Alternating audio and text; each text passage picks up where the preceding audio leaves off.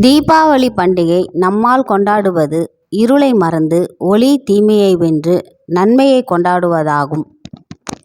இதற்கு பல புராண கதைகள் உள்ளன.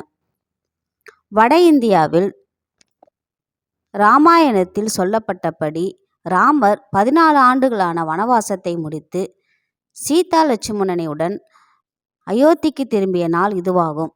அன்றைய அமாவாசை அன்று மக்கள் வெளிச்ச தீபங்களை ஏற்றி ராமரை வரவேற்றனர். இது தீபாவளி பண்டிகை உருவான முக்கிய காரணமாக கூறப்படும். மேலும் தென்னிந்தியாவில் பிரசித்தியான மற்றொரு கதைப்படி பகவான் கிருஷ்ணர் நரகாசுரனை வைரமாக வெற்றி அடைந்த நாளாகவும் இதை கொண்டாடுகிறார்கள். தீபாவளி லட்சுமி பூஜை நாளாகவும் பரவலாக கொண்டாடப்படுகிறது. அதாவது செல்வம் மற்றும் சிறந்த எதிர்பார்த்த பூஜையாக இது இருக்கும். இத்துடன் தீபாவளி 5 நாட்கள் கொண்டாடப்படுகிறது. ஒவ்வொரு நாளும் தனித்துவமான ஆன்மீக கலாச்சார காரணங்களை கொண்டுள்ளது.